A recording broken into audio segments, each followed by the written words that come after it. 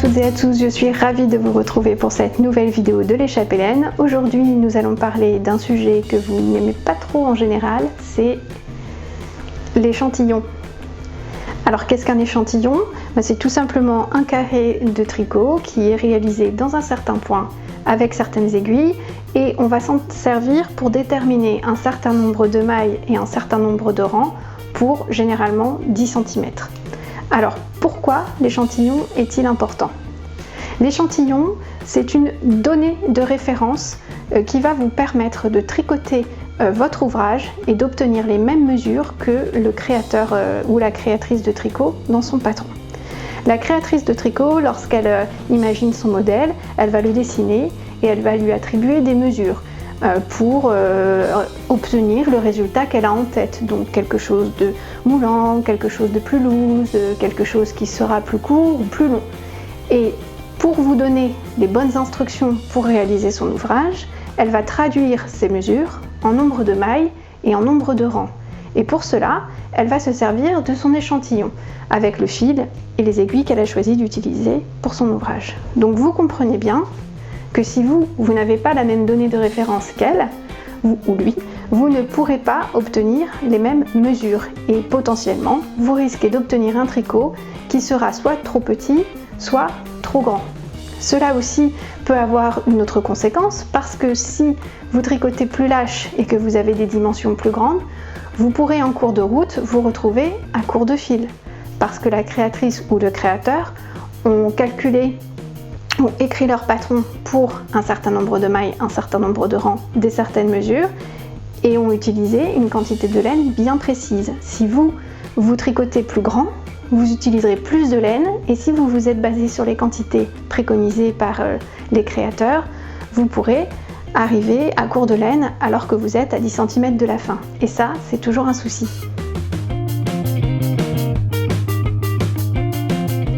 Alors avec un petit calcul tout simple, je vais vous montrer comment une ou deux mailles sur 10 cm peuvent avoir une incidence assez forte sur vos mesures finales. Prenons l'exemple d'un pull que je souhaite me tricoter et un pull qui propose un diamètre au niveau du buste de 88 cm. Imaginons que cette mesure me donne une aisance nulle, donc un résultat qui sera relativement près du corps sans être trop moulant. L'échantillon donné dans le patron me dit pour 10 cm vous avez 20 mailles. Donc si je farfouille dans le patron pour retrouver combien de mailles j'ai au niveau du tour de buste, généralement c'est toujours un endroit clé où on vous demande de rejoindre les dos et devant pour les tricots qui sont réalisés d'une seule pièce de façon circulaire. Mais bon, généralement vous n'avez pas besoin d'aller rechercher cette donnée, là c'est uniquement pour prendre l'exemple pour vous montrer les différences de mesure. Donc on se dit que pour arriver à 88 cm, j'ai 176 mailles. Donc imaginons, je tricote mon échantillon et je n'ai pas 20 mailles, mais j'ai 18 mailles. Alors je vais faire un petit produit en croix tout simple. Donc moi, mes 18 mailles me permettent d'obtenir 10 cm. Donc mes 176 mailles de mon tour de buste, donc vous multipliez 176 par 10 et vous divisez par 18, c'est le produit en croix, petit rappel d'arithmétique au passage, ça fait jamais de mal. Et donc là, avec ce calcul là, vous obtenez 97 cm. Je m'attends à ce qu'il fasse 88 cm d'après le patron, en réalité à la fin il fera 97 cm. C'est-à-dire que je vais quasiment avoir 10 cm d'aisance de plus. Tout ça parce que j'ai 2 mailles de moins sur mon échantillon. A l'inverse, si j'ai un échantillon de 22 mailles, on fait le calcul comme tout à l'heure et on se rend compte que là, en faisant donc le petit produit en croix, j'aurai un résultat final de 80 cm. Donc là, je vais obtenir un tricot final qui sera beaucoup plus ajusté que ce que je voulais au départ puisque je vais avoir 8 cm d'aisance en moins. Donc vous voyez à quel point deux petites mailles sur 10 cm peuvent avoir un impact extrêmement important sur les mesures finales de votre tricot. Alors pourquoi est-ce important de réaliser un échantillon ? Tout d'abord parce que l'échantillon qui sera donné dans votre patron de tricot par le créateur ou la créatrice sera donné juste à titre indicatif. C'est l'échantillon du créateur en fonction du fil qu'il va utiliser, de sa façon de tricoter, mais aussi des aiguilles qu'il va utiliser. En effet, l'échantillon dépend de ces 3 paramètres. D'abord votre main. Votre main, c'est votre tension, c'est votre façon de tricoter. Et ça, c'est un paramètre qui vous est propre, qui vous est personnel, parce que cela va dépendre de votre manière de tricoter. Est-ce que vous tricotez avec le fil à droite, à gauche, l'aiguille sous le bras, etc. etc. D'autant plus que ce paramètre peut également évoluer tout au long de l'année. Par exemple en été, il fait un petit peu plus chaud, on transpire un peu plus des mains, donc on a tendance à avoir une tension un petit peu plus serrée qu'en hiver par exemple. Autre facteur, le fil que vous allez utiliser pour tricoter votre ouvrage. Peut-être que ce ne sera pas le même fil que celui qui est utilisé dans votre patron de tricot. Et là, tous les fils ne réagissent pas exactement de la même façon lorsqu'ils sont tricotés, même si a priori ils ont la même grosseur. La composition, la façon dont le fil est filé, tout cela va jouer en fait sur la taille de votre échantillon. Alors comment effectuer une prise de mesure précise sur votre échantillon ? Là ici j'ai tricoté exactement le nombre de mailles qu'on me donnait dans l'échantillon de référence du patron et j'ai tricoté 10 cm de haut et j'ai rabattu. Alors c'est pas comme ça qu'il faut faire. Déjà parce que votre prise de mesure ici, elle n'est pas précise parce que les bords roulotent. De plus, sur un tricot, les lisières, les mailles lisières de chaque côté sont toujours légèrement déformées par rapport aux autres mailles. Et cela peut s'accentuer encore plus si vous utilisez des fils plus lisses comme des mérinos superwash ou des fils issus de fibres végétales. Donc pour avoir une mesure hyper précise, il vaut mieux tricoter un échantillon plus grand, alors peut-être pas aussi grand que celui-ci, mais qui fait au moins 12 cm sur 12, au moins. 15 sur 15 c'est parfait, parce que de cette manière vous allez venir réaliser la prise de mesure au milieu.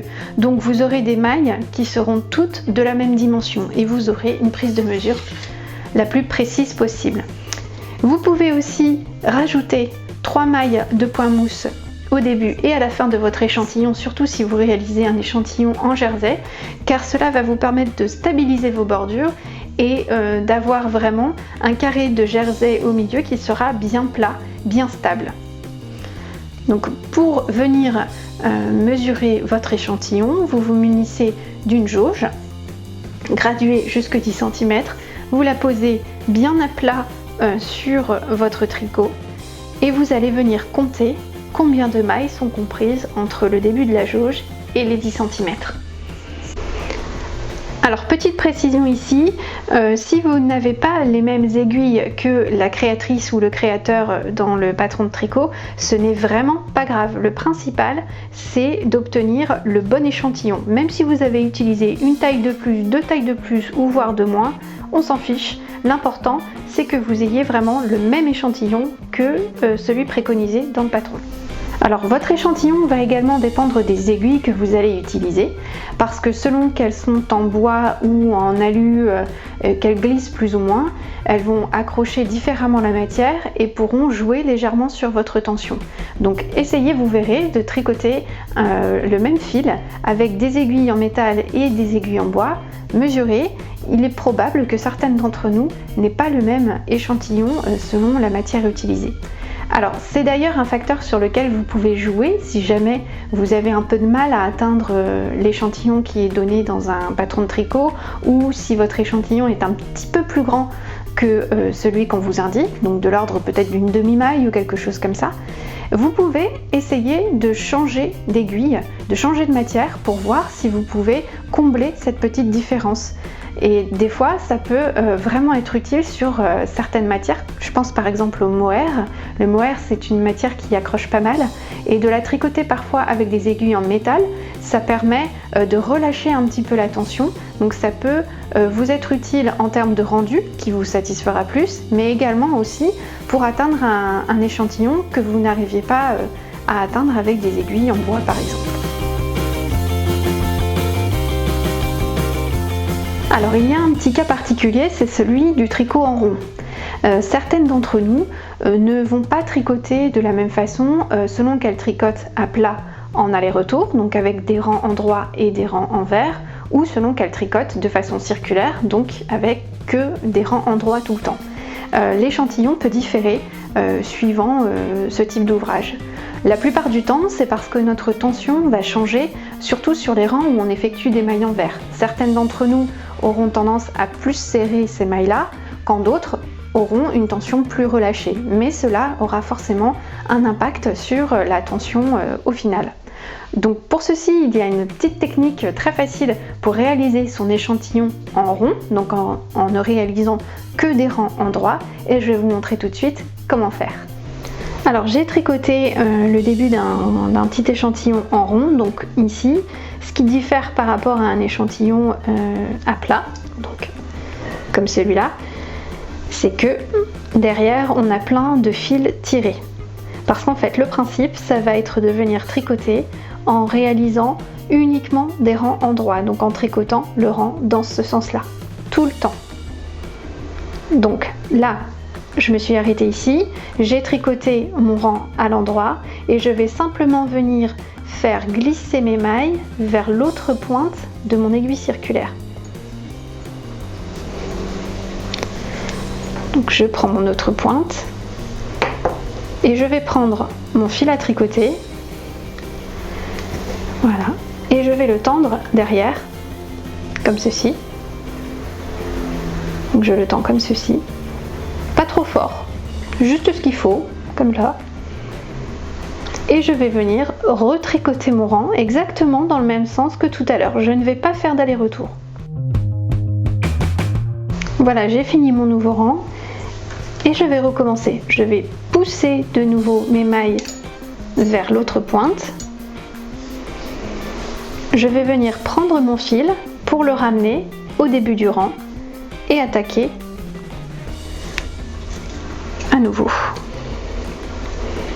Voilà, j'ai terminé de tricoter mon échantillon en rond et afin de bien pouvoir faire la prise de mesure, il va falloir que je lui permette de se mettre bien à plat. Donc pour cela, vous prenez une paire de ciseaux, vous retournez votre échantillon et vous allez venir couper les petits fils derrière au milieu.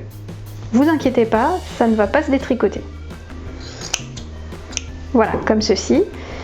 Et vous pouvez venir ouvrir, ah j'en ai oublié un, quick. Et vous pouvez venir ouvrir votre échantillon et réaliser votre prise de mesure bien au milieu. Alors pour conclure cette vidéo, on a vu que l'échantillon c'était vraiment un paramètre très important, primordial même, pour que vous puissiez obtenir un tricot qui soit aux bonnes mesures et donc potentiellement avoir un saillant qui vous satisfera. Mais l'échantillon peut aussi avoir d'autres avantages non négligeables. Par exemple, l'échantillon, c'est aussi une étape où vous allez prendre un petit peu de recul et pouvoir vous projeter un peu plus dans la réalisation du vêtement fini. Je m'explique. En fait, des fois, quand on veut commencer un nouveau patron ou quand on achète un fil sur lequel on a eu un véritable coup de cœur, on fonctionne un peu à l'émotionnel et on se jette tête baissée dans le projet parce que c'est nouveau, parce que voilà. Et parfois, on peut vraiment avoir un coup de cœur pour une pelote ou un écheveau de fil, la couleur est magnifique, l'objet pelote ou écheveau est magnifique, mais par contre, une fois tricoté et une fois qu'on se projette un peu plus au-delà de l'objet pelote, mais plus là dans l'objet pull, on se rend compte finalement que peut-être c'est peut-être une couleur qui ne va pas très bien suivre avec les autres pièces de mon dressing. Peut-être que potentiellement j'aurais du mal à porter ce coloris-là, à la sortir, et du coup peut-être que mon pull, je ne vais pas réussir à le porter aussi souvent que j'aimerais. Donc peut-être que je me suis un peu emballée sur la couleur. Vous pouvez aussi réfléchir à l'association laine-patron, parce que des fois on a un coup de cœur pour un patron, un coup de cœur pour un fil, on associe les deux, mais peut-être que c'est pas un duo qui va bien fonctionner. Par exemple, si vous voulez un pull qui est du drapé, parce que vous aimez ce rendu mou et fluide, et que vous avez choisi un fil plus rustique qui aura moins de drapé, peut-être que vous serez déçu sur le résultat final, et vice versa. Donc parfois, il suffit simplement de réfléchir et de se dire bon, peut-être que ce fil-là, je vais le réserver à un autre projet, peut-être que ce patron-là n'est pas adapté à mon fil, et c'est durant cette étape de l'échantillon qu'on peut être amené justement à cette prise de recul et à ce type de réflexion qui vont vous permettre d'éviter de vous lancer dans un projet, d'y passer quelques semaines et à la fin de vous rendre compte que finalement, soit l'association laine patron n'était pas la meilleure, ou soit que cette couleur en fait sera mieux pour vous à porter en accessoire par exemple plutôt qu'à porter en petit pull de tous les jours. Alors, autre avantage de l'échantillon, c'est qu'il vous permet de tester le lavage. Notamment, aujourd'hui, on a des machines à laver qui sont très sophistiquées, très performantes, notamment pour laver les matières délicates. Mais c'est quand même toujours un peu un coup de poker avec la laine. Il y a certains fils à tricoter qui vont pouvoir se laver en machine sans problème, quand d'autres, après un seul lavage, ça ressortira feutré. Donc pour cela, c'est toujours bien de faire un essai donc avec votre petit échantillon plutôt qu'avec votre pull tricoté. Sinon, c'est toujours décevant d'abîmer à la machine un objet sur lequel on a passé du temps. Voilà, cette vidéo est terminée. J'espère que cela pourra vous faire changer d'avis sur l'échantillon et vraiment vous faire prendre conscience de son importance, surtout si vous voulez avoir des tricots qui vous aillent bien et ne pas avoir de surprise par rapport à l'idée que vous vous étiez fait de votre patron, pour que vous puissiez vraiment porter vos tricots sans modération et toujours avec le même plaisir. Je vous remercie d'avoir suivi cette vidéo. Si jamais vous voulez aller plus loin dans la discussion, le débat, l'échange, si jamais j'ai oublié d'aborder certains points, n'hésitez pas à lancer la discussion dans les commentaires et puis likez, partagez si vous avez aimé, ça fait toujours plaisir. Je vous souhaite une bonne journée et de bons tricots.